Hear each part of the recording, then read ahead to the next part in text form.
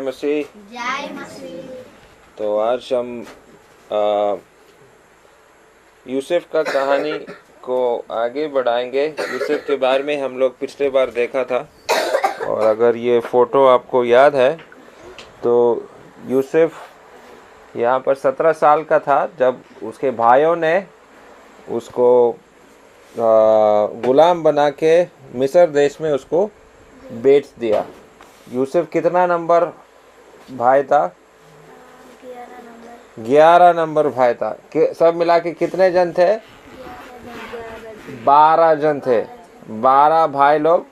एक बहन भी था उनका, और वो बहन का नाम दीना है। बहन का नाम क्या है? दीना। एक ही बहन और 12 भाई। तो अच्छा होगा ना, एक बहन और 12 भाई एक घर में। अच्छा होगा या नहीं होगा?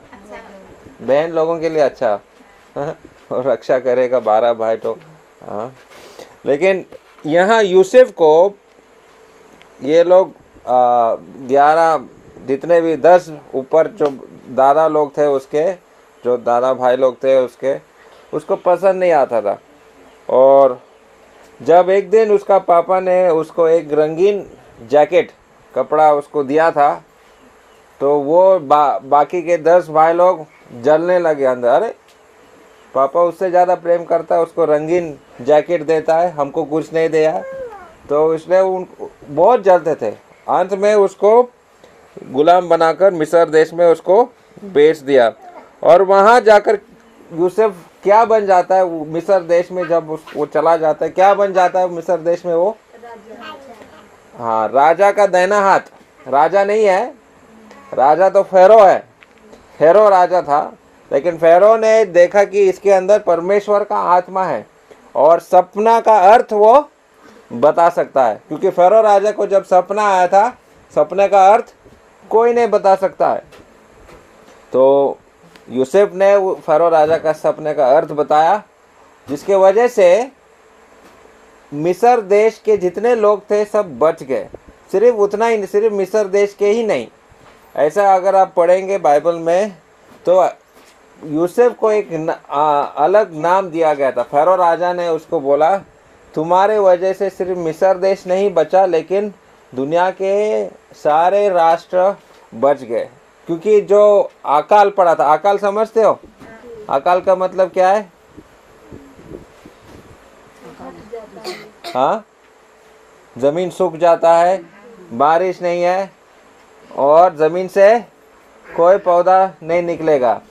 और पौधा नहीं निकलेगा तो क्या होगा? क्या नहीं मिलेगा? हाँ, भात नहीं मिलेगा, रोटी नहीं मिलेगा, सब्जी नहीं मिलेगा। अगर सब्जी नहीं मिलेगा तो आपका गोरू छागल ये भी उसको खाना नहीं मिलेगा। तो वो क्या होगा? सब कुछ मर जाएगा। अगर गोरू छागल भी मर जाएगा तो आदमी क्या खाएगा? हाँ, इंसान तो ना उसको खाने के लिए ना पेड़ पौधे ना सब्जी है, कुछ भी नहीं है, ना जानवर भी है। तो धीरे धीरे पूरे लोग मरने लगेंगे। तो जो सपना फारो राजा ने देखा था कि 7 साल क्या होगा? 7 साल अच्छा फसल आएगा, अच्छा फसल। और वो 7 साल जो अच्छा फसल आएगा उसको बचा के रखना, और उसके बाद 7 साल अकाल पड़ेगा। तो जितना आपको 7 साल अच्छा फसल जब आया उसको अगर बचा के रखेगा तो बाकी अकाल के समय में वही चीज़ आप खा सकता है। और मिस्र देश ने यूसुफ का बात सुनकर जब अच्छा फसल आया, उन्होंने जितना भी उनके गोडाउन थे, आज के ज़माने में हिमगर देखा आप लोगों ने? हिमगर क्या चीज़ है, सुना है कि नहीं? नहीं सुना। जब आलू जब कटनी होता है, आलू जब निकालते हैं तो आलू को कहाँ रखते हैं मालूम है? ट्रैक्टर में भरते हैं। हाँ, वो गोडाउन जो है हिमगर होता है, बड़ा बड़ा हिमगर। हम लोग धूपगुड़ी में रहता था, धूपगुड़ी में बहुत बड़ा हिमगर है। और उसमें एक जब वो गोडाउन में या वो हिमगर में जब लाइन लगता है ना, 2-3 किलोमीटर दूरी तक ट्रक खड़ा रहता है वो हिमघर में ढुकने के लिए। इतना सारा आलू उसमें भर सकते हैं। मतलब इतना आलू है एक हिमघर में, पूरा बंगाल को वो खिला सकता है आलू।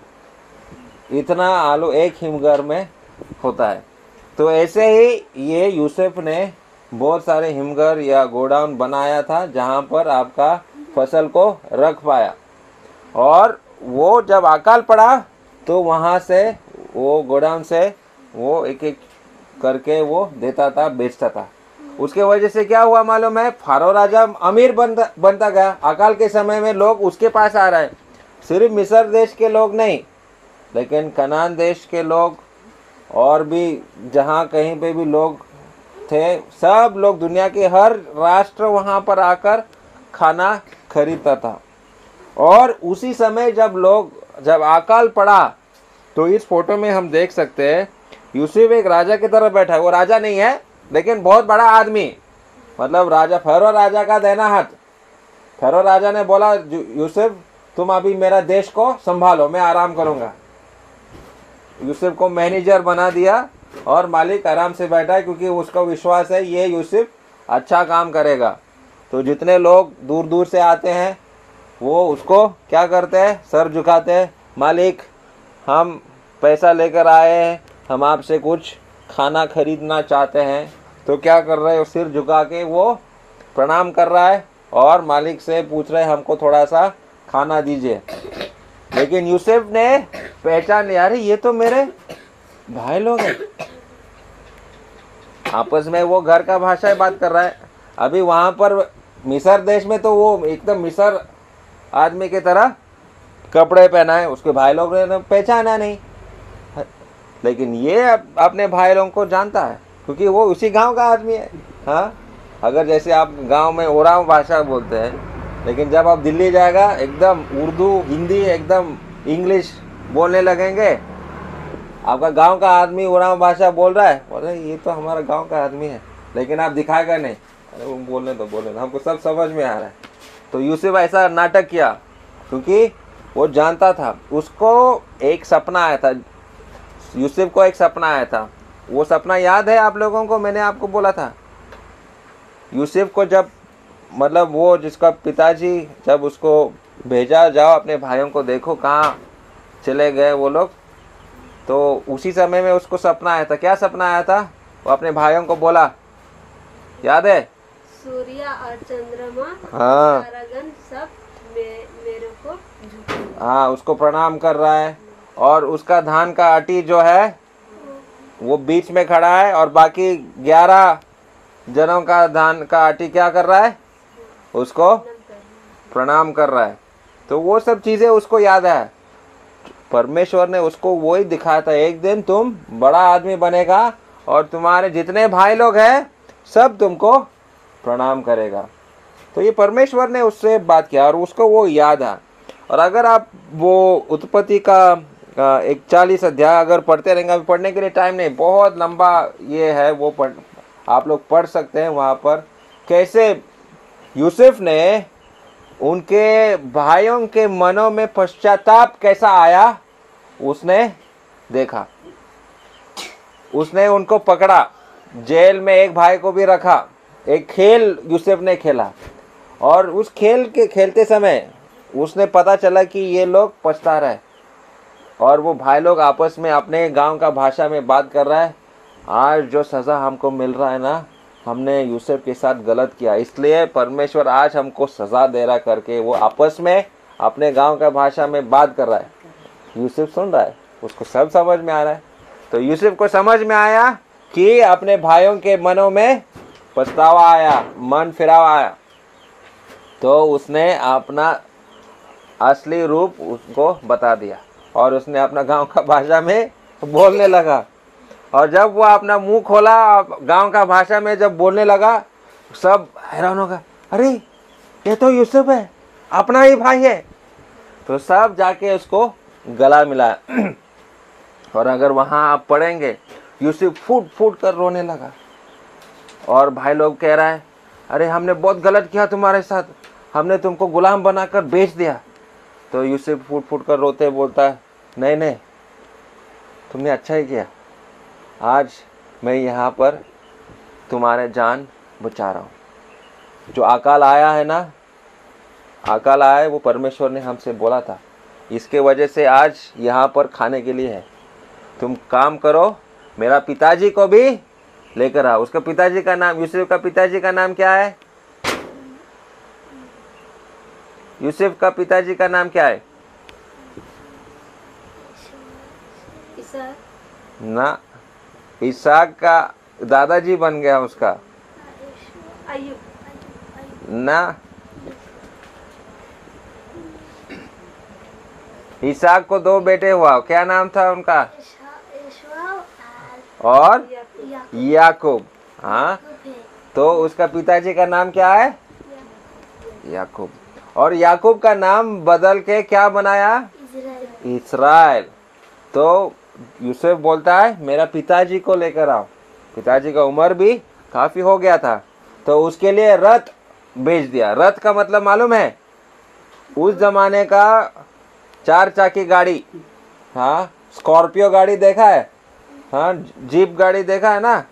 सुमो गाड़ी देखा है जिसमें एसी भी है? हमारा गाड़ी में तो एसी नहीं है, एयर कंडीशनर नहीं, मतलब एक अंदर बैठेगा एकदम ठंडा। उसका सस्पेंशन जो है वो एकदम अच्छा है, जोर से गड्ढे के ऊपर भी जाए, ऐसा उस जमाने का, मतलब राजा लोगों का गाड़ी, रथ उसके पिताजी को भेजा। और कनान देश से उसका पिताजी उसके साथ राजमहल में मिलने आया और रहने के लिए आया। तो उसके 11 भाई लोग और उसका पिताजी, और अभी ये 11 भाइयों ने क्या किया? शादी भी क्या होगा? तो 11 क्या होगा उसका, क्या बोलेगा, याकूब के बहू लोग। हाँ, तो वहाँ सब मिलाकर ऐसा कहता है कि 70 जन, वहाँ कनान देश से उसका परिवार 70 जन थे, मतलब नात नातनी भी होगा, छोटे छोटे बच्चे भी थे।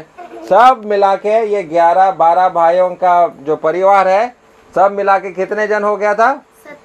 70, 72 ऐसा संख्या है। तो 70 जन कनान देश कहाँ से छोड़कर अभी मिस्र देश में आया। क्यों आया? क्योंकि एक भाई उस मिस्र देश का बहुत बड़ा आदमी बन गया था।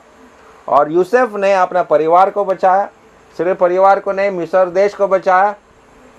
और फारो राजा ने यूसुफ को एक नाम दिया, दुनिया का उद्धार करता। क्या नाम दिया उसको? दुनिया का उद्धार। हाँ, दुनिया का उद्धार करता, मतलब दुनिया को बचाने वाला। यूसुफ क्या बन गया? उद्धार करता। उस जमाने में यूसुफ एक उद्धार करता बना और अपना परिवार बच गया, मिस्र देश बच गया, कनान के लोग बच गए, और जितने भी राष्ट्र थे दुनिया में सब मिस्र देश में आकर उनको खाना मिला, क्योंकि अकाल था उस समय में। तो इस प्रकार से पूरा याकूब या इस्राएल के लोग, इस्राएल के संतान लोग कहाँ आ गए? कौन सा देश में आ गए वो लोग? मिस्र देश में। कौन सा देश में आ गया बोलो? मिस्र देश में। और मिस्र देश में जब वो लोग आ गए 70 जन, तो 70 का क्या हो जाएगा? 10 साल बाद 70 जन का क्या होगा? घटेगा क्या बढ़ेगा? हाँ, परमेश्वर ने बोला था तुम्हारा जो वंशावली कितना होगा? आकाश में जितने तारे हैं और बालू के जितने दाने हैं उतना तुम्हारा संतान होगा। ये परमेश्वर ने अब्राहम को, इसहाक को और याकूब को बोला था। तो अभी 70 जन आया, तो कुछ साल बाद क्या हो गया? 70 अभी 140 और बढ़ते गया, तो 400 साल में तो ऐसा लिखा है कि इतना सारा हो गया, इतना सारा हो गया कि मिस्र देश का लोक संख्या क्या हो गया? कम हो रहा है। और मिस्र देश के लोग सोचने लगा, अरे ये तो इतना बढ़ रहा है इनका लोक संख्या, कुछ करना पड़ेगा। हम उनका क्या करेंगे? जो भी बच्चा 2 साल के नीचे है, अगर लड़का हुआ तो लड़के को क्या करेंगे? मारेंगे। और वहाँ एक नया राजा है, तो यूसुफ को नहीं जानता था, इस्राएली लोगों का भला नहीं चाहता था। ऐसा एक नया राजा, वो राजा मर गया और उसका बेटा भी मर गया, मतलब 400 साल बीत गया। और अभी जो राजा आया है, यूसुफ कौन है, याकूब कौन है, इसहाक कौन है, वो नहीं जानता। बस उसको चिंता है कि ये इस्राएली लोग, उनका आबादी क्या हो रहा है, बढ़ते ही जा रहा है, बढ़ते जा, मुसीबत बन रहा है ये, और ये लोग अभी राज करेंगे। तो उनको चिंता हो रहा था कि कुछ ना कुछ हमको करना पड़ेगा।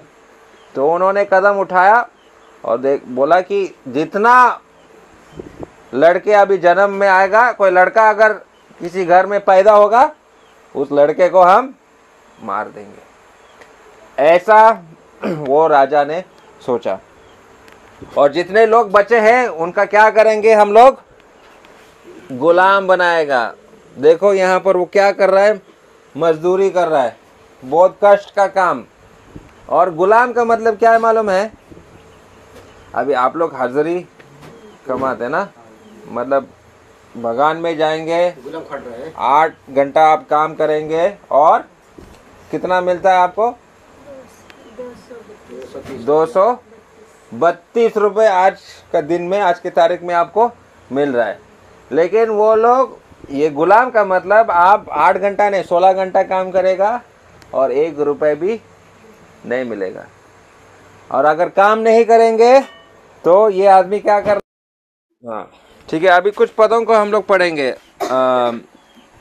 अभी यात्रा पुस्तक, ये बांग्ला में यात्रा पुस्तक, लेकिन हिंदी में निर्गमन, निर्गमन इसका 1 अध्याय 1 से 6 हम लोग पढ़ेंगे।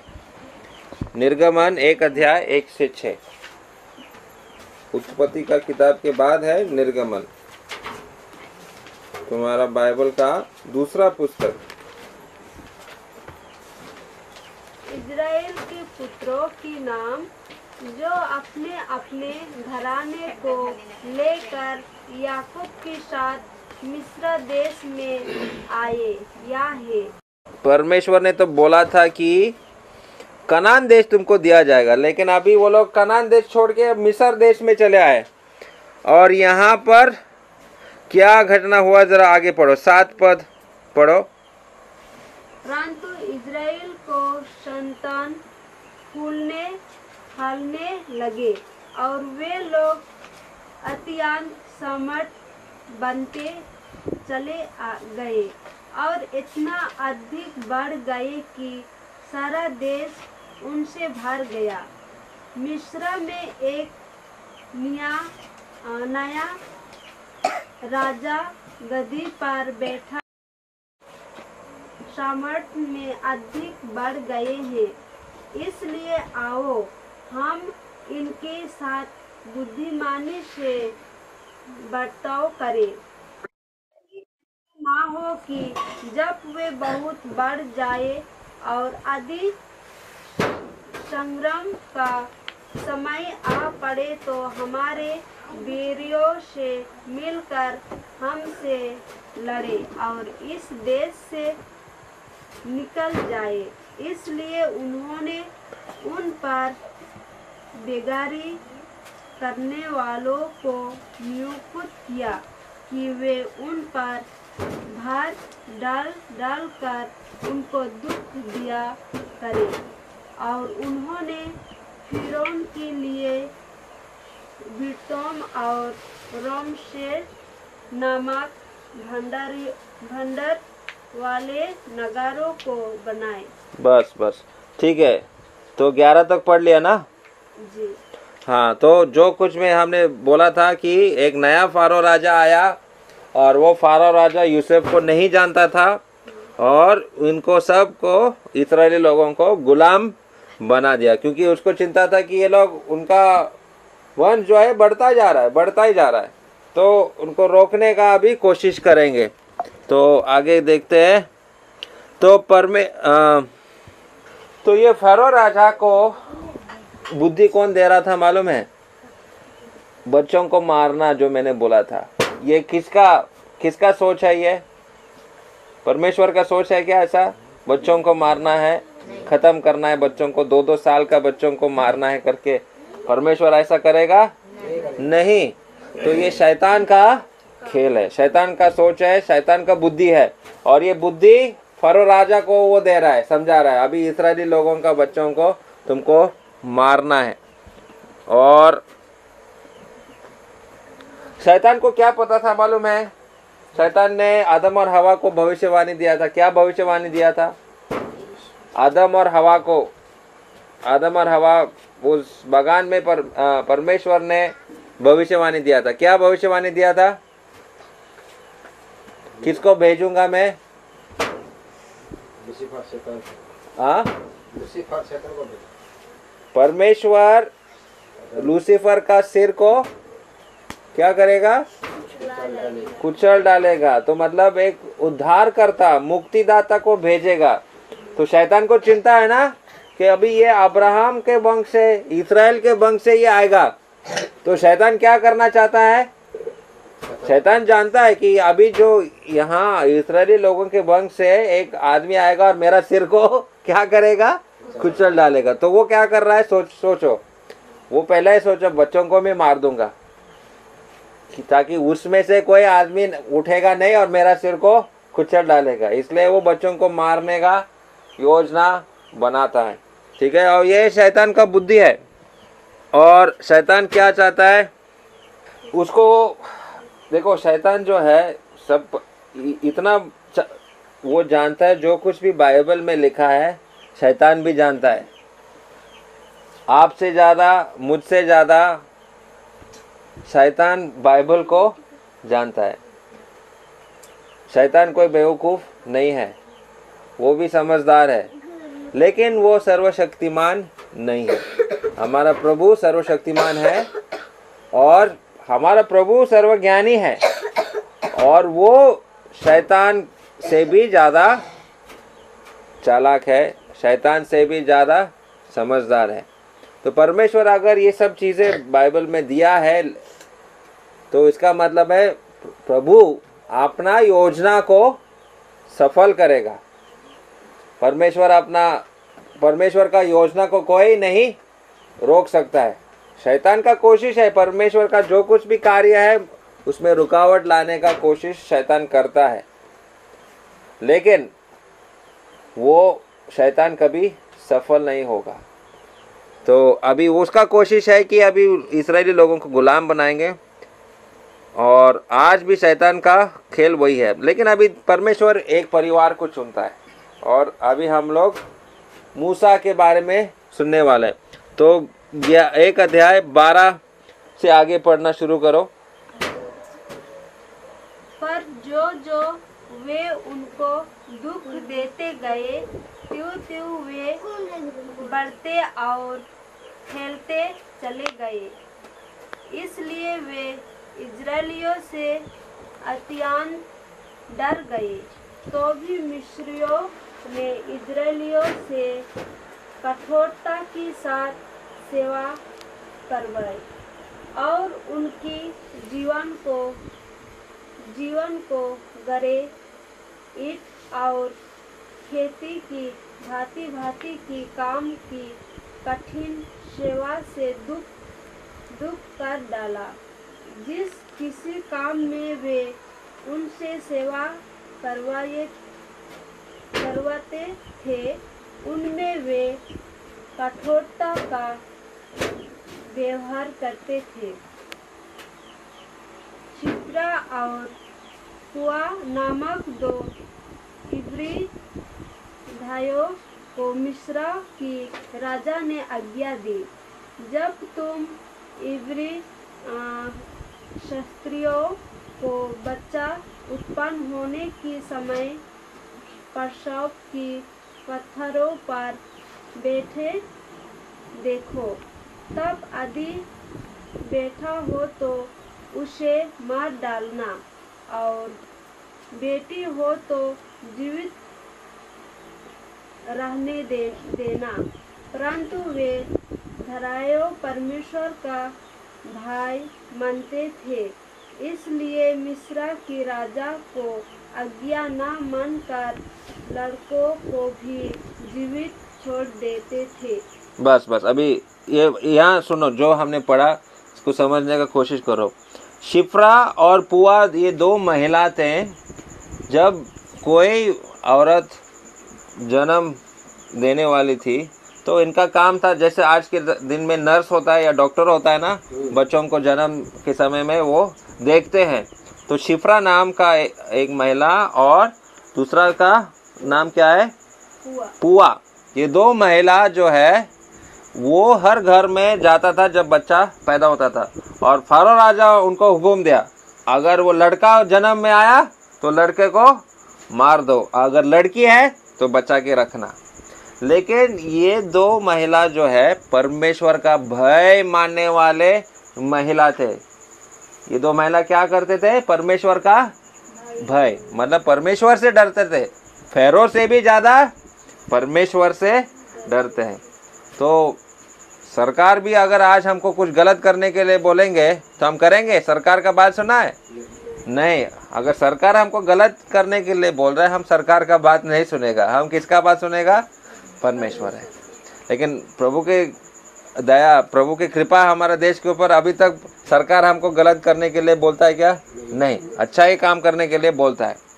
तो वहाँ पर उनको फारो राजा बोल रहा है तुम बच्चों को मार दो, लेकिन ये दो महिला ने बोला नहीं, हम नहीं कर सकते, और परमेश्वर के डर में उन बच्चों को बचा के रखा। अभी उसी समय में देखो वहाँ पर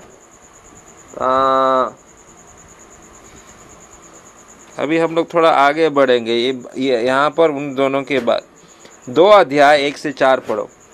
2 अध्याय 1 से 4।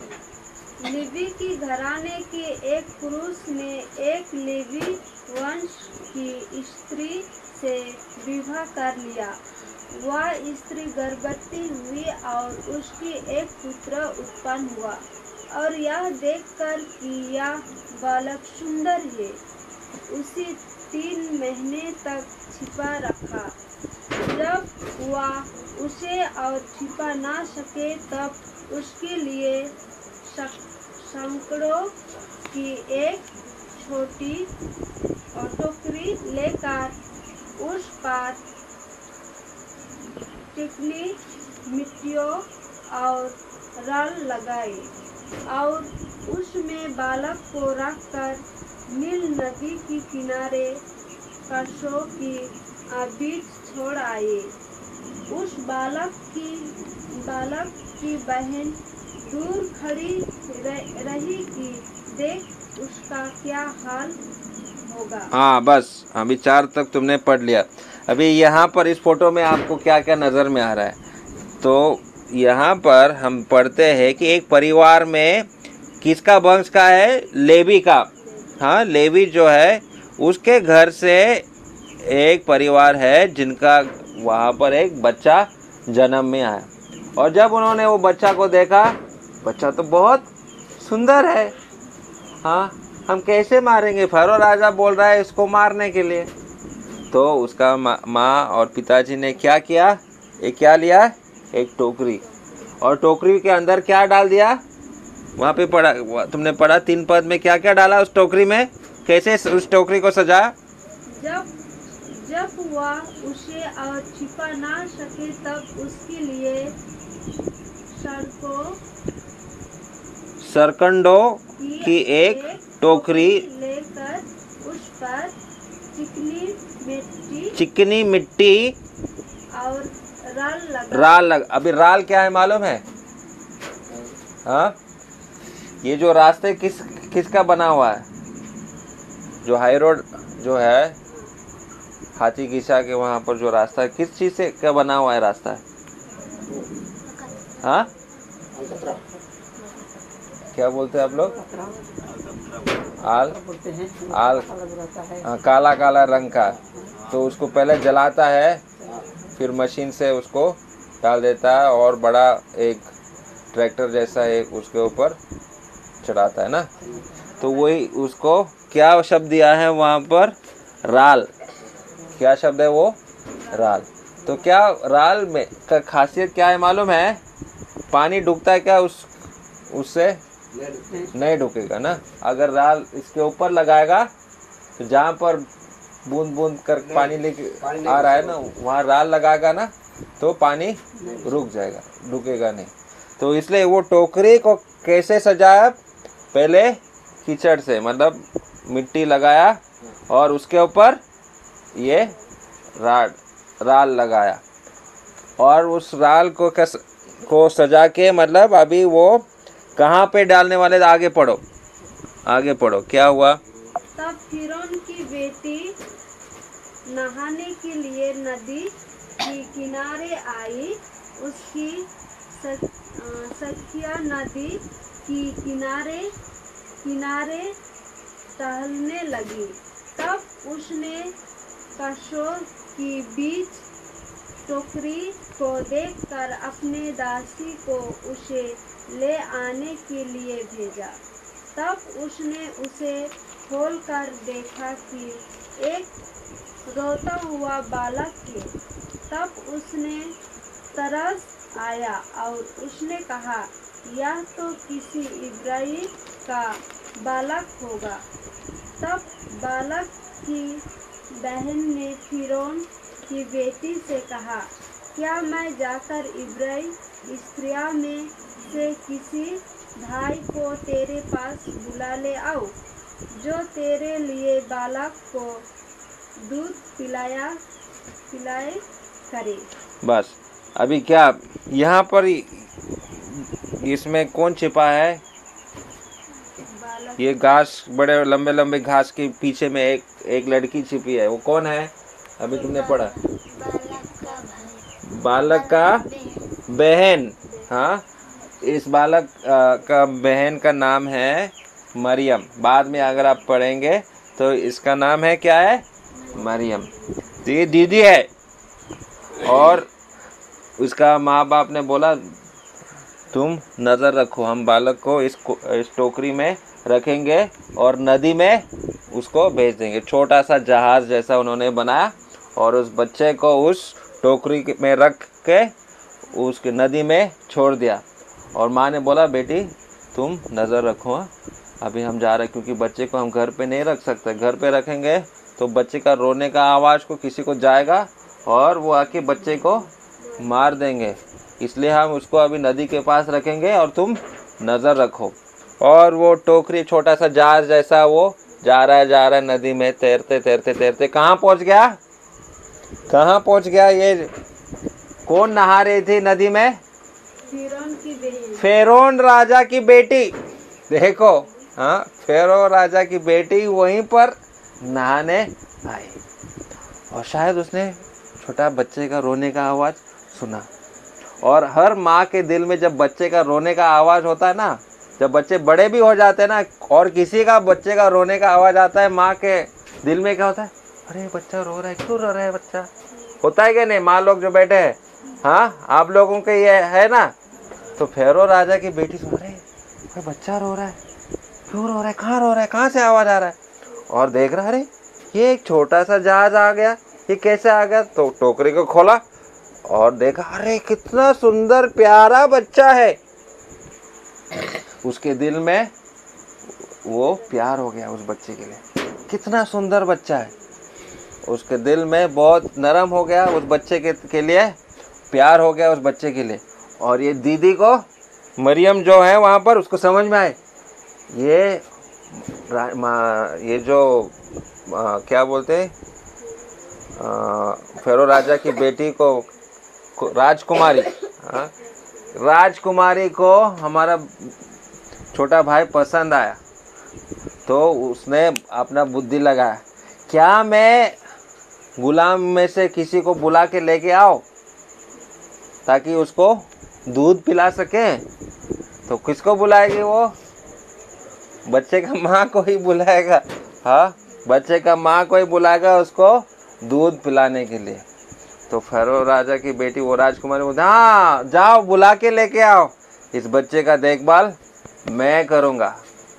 तो इस बच्चे का जन्म अभी गुलामी में हुआ, लेकिन ये बड़ा होगा कहाँ पर, राजमहल में। और उस फेरो राजा के घर में जो उसको मारना चाह रहा था, बच्चों को मारने के लिए जो ऑर्डर पास किया था, उसी के घर में अभी ये बच्चा होगा, बड़ा होगा। अभी ये बच्चा का नाम क्या है मालूम है? यस, मूसा। क्या नाम है उसका? मूसा। और परमेश्वर इस बच्चे का उपयोग करेगा। और इस्राएली लोग अभी गुलामी में है ना, तो परमेश्वर मूसा का उपयोग करेगा ये इस्राएली लोगों को गुलामी से बाहर लाने के लिए। देखो, जो कुछ भी हम लोग पुराने नियम में पढ़ते हैं, वही उसी प्रकार की चीज़ें आज हमारे जीवन में भी है। हम भी गुलामी में हैं, पाप के गुलामी में, शैतान के गुलामी में, नशापान के गुलामी में, ऐसे बहुत सारी चीज़ों के गुलामी में हम लोग फंसे हैं। और हम लोग इन चीज़ों से छूट नहीं सकता है। अगर कोई भाई नशापान में पड़ा है, उसके पास ताकत नहीं है उससे बाहर निकलने के लिए।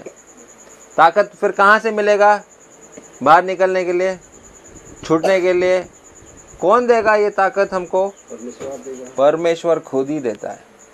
तो परमेश्वर ने एक उद्धारकर्ता को हमारे लिए भेजा, वो है प्रभु यीशु मसीह। और प्रभु यीशु मसीह हमको शक्ति दे सकता है। क्यों दे सकता है वो शक्ति? क्योंकि प्रभु यीशु मसीह के साथ क्या हुआ? नसीब, प्रभु यीशु मसीह के साथ क्या हुआ था? तुम जानते हो ना, क्या किया प्रभु यीशु मसीह के साथ? इसहाक, तुम जानते हो, हमारे पापों के लिए वो दुख और कष्ट उठाया, क्रूस पर वो मर गया। लेकिन क्रूस अंत था क्या? वो कब्र में उसको रख दिया। कब्र वो अंत था क्या प्रभु यीशु मसीह का? नहीं, प्रभु यीशु मसीह क्या हुआ? जिंदा हुआ। तो जिंदा होने का शक्ति केवल प्रभु यीशु मसीह के पास है, हमारे पास नहीं है। मृत्यु पर जय पाने के लिए शक्ति हमारे पास नहीं है, केवल यीशु मसीह के पास है। और अगर हम यीशु मसीह से शक्ति मांगेंगे, यीशु मसीह पर विश्वास करेंगे, तो वो हमको सारे गुलामी से वो हमको छुड़ा सकता है। तो आगे मूसा ने कैसे इस्राएली लोगों को गुलामी से बाहर लेकर आया, वो हम लोग अगले हफ्ते देखेंगे। परमेश्वर ने क्या किया। ये बच्चा मूसा जो है बड़ा होता है, और जब वो बड़ा होता है तो वो क्या करता है, वो हम लोग बाद में देखेंगे। तो यहीं पर मैं समाप्त करता हूँ।